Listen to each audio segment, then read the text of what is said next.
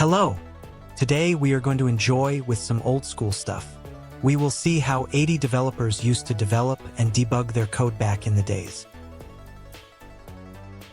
You may have already heard about Machine Code Monitor. This was an early common tool that allowed to manipulate status of the memory, registers, and write directly in assembly. Some computers like Commodore 128 or Plus4 had a monitor already integrated in the ROM. For Commodore 64 instead, a separate software was shipped either in disk or cartridge format. On this video, we are trying the famous Supermon 64, a machine code monitor wrote by Jim Butterfield and released in 1982. Before getting into it, I want to program the restore key of my Commodore 64 to run this address every time I press it so I can restart this program and never get stuck for some reasons. The address routine of the restore key can be changed at location 318. The current default value points at FE47. By using the fill command, we will replace the current value with the program address which points to 9519. Now that we have done, I want to load a scrolling text demo that I show in a previous video which was developed using TurboAssembler. I'll run it using the monitor and debug it if needed.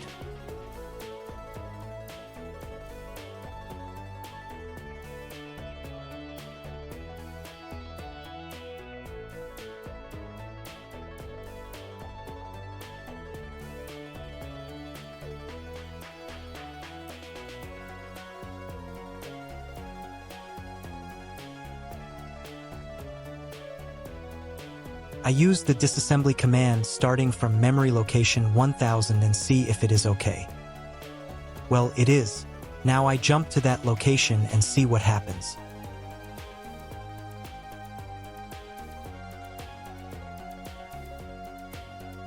Ouch! Not so good.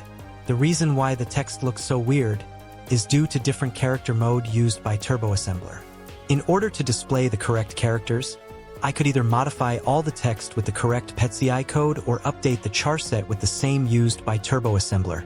I will choose for the second option, so all I need to do is to modify the register D018.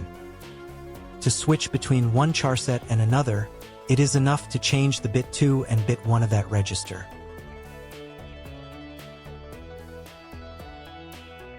More precisely, I will set bit 1 of hex value 15, so the new one will be hex 17.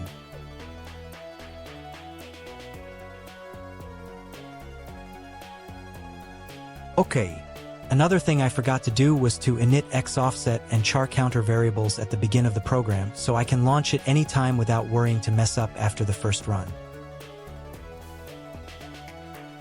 Now I will look in memory to find the exact address of these values.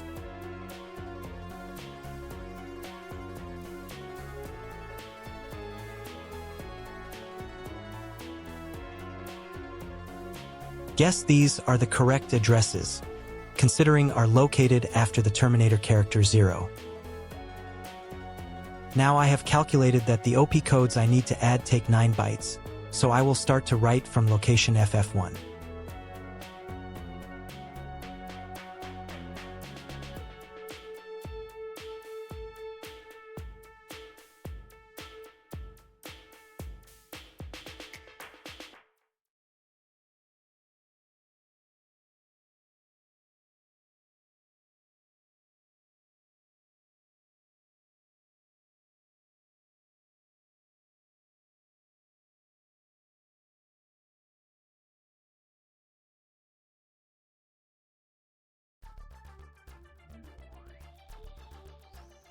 Good.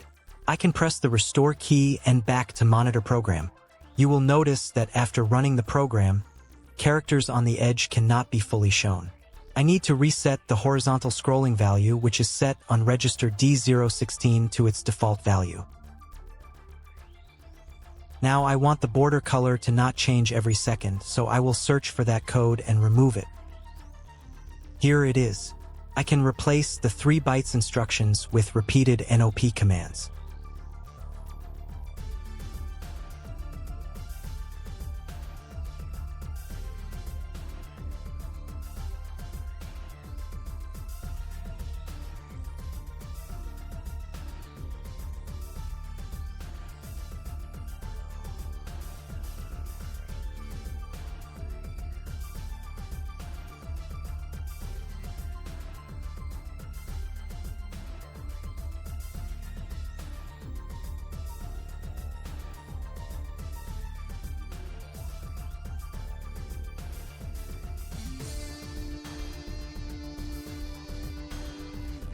Very good.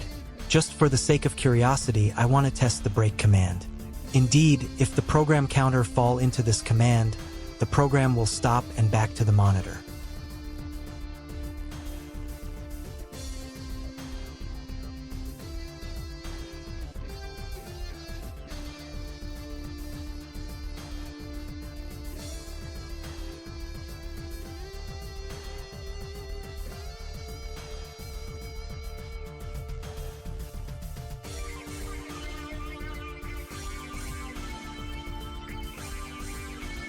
Finally, I am going to save my modified program to disk, empty memory, and then relaunch it to see if it is okay.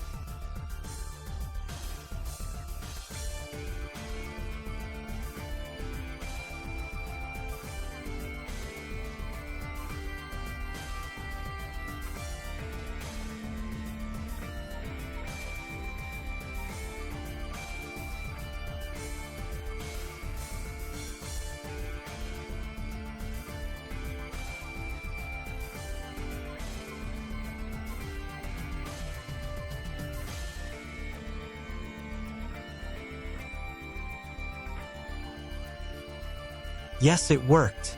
Thanks for watching this video.